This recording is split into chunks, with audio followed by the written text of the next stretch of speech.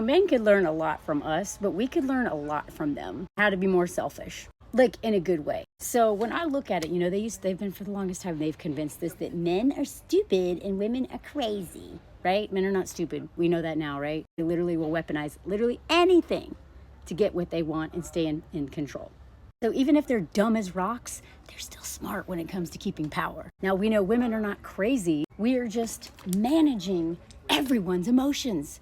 We are tiptoeing around the egos of all these men and other women, right? Because men are raised to be individualistic under patriarchy, white supremacy culture, capitalism. Like, because they're the white men, especially cis-het white men, are the very tippy top, right? Able-bodied.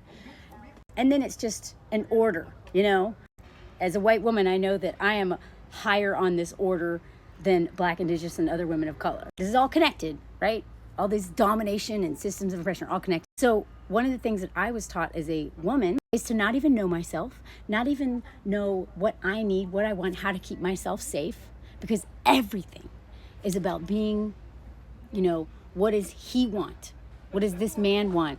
Or what do they want, right? What am I supposed to do? I'm supposed to get married. I'm supposed to have babies. I'm supposed to stay in line. I'm supposed to be pretty. I'm supposed to be all these things. I'm supposed to not be a schlep, but also not be there are all these rules, right? And that's the they. But everything is about what they want of me, not what I want of myself, right? But it's always about centering men and their emotions and their fragile egos and their shame. And a lot of it is obviously for safety. That's how we stay alive. Even when it's not life and death, I still would do that because that's what I was taught. And so part of my journey is learning how to be more selfish, to think like men. And part of men's journey is to learn how to be less selfish, and think like us. Be more thoughtful of their impact on others. Be more mindful of when they move through the world, what other people might be thinking and feeling and experiencing, especially women. And I'm talking about this because Sober Side made a video about this, about how selfish men were. The men were like, what, blah, blah, and they just made it all about them. They don't even care about the message.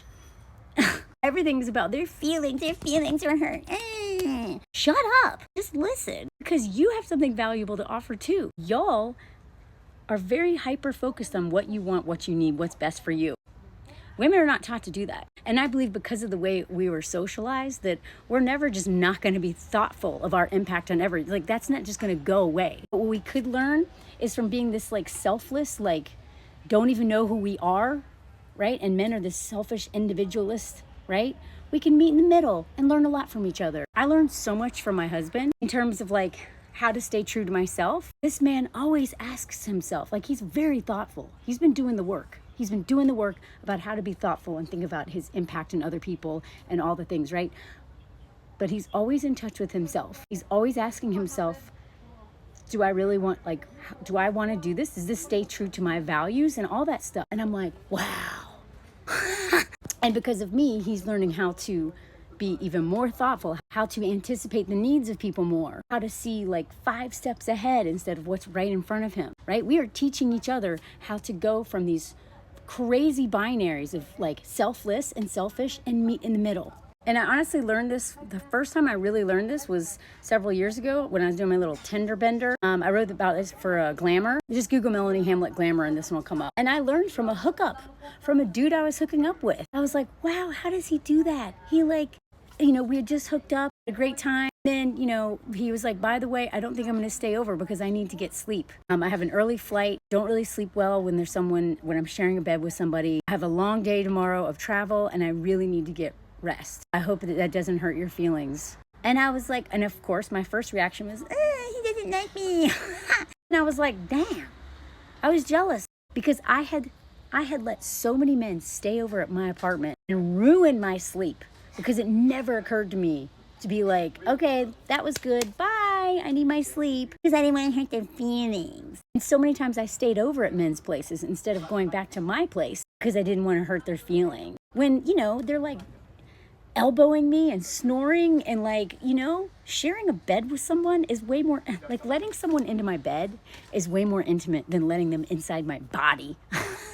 Because when they're in my body, at least I'm awake, I can But when you're asleep, you're at your most vulnerable. And yet it never occurred to me that I could center my sleep, center my safety, center all these things. Because I'm always a bit, I don't want to hurt the feelings. And so when I saw that he was a very evolved man, this guy that I hooked up with. Great lover, great conversation, and very thoughtful when telling me, because he anticipated my feelings getting hurt. And so he made sure to explain why he wasn't staying over. And I was like, well, god damn, I want to do that. So I learned a lot from him. From then on, I was like, what would a man do in this situation? So I started to think really tried to learn from men in terms of they are hyper-focused on what they want and what they need. But they haven't been socialized to be thoughtful at the same time, be considerate, to think about their impact, to be empathetic. And that's what men's journey is about, is learning how to be that way. If they really want to ever get partners, they have to learn how to do that. And a lot of them are. And as women,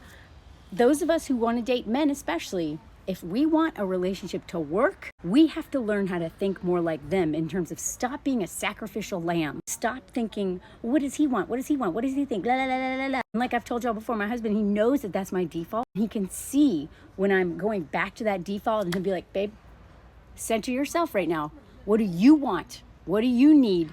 How do you feel? Forget me. Forget what you think I want, or forget them. Forget what you think they want. What do you want?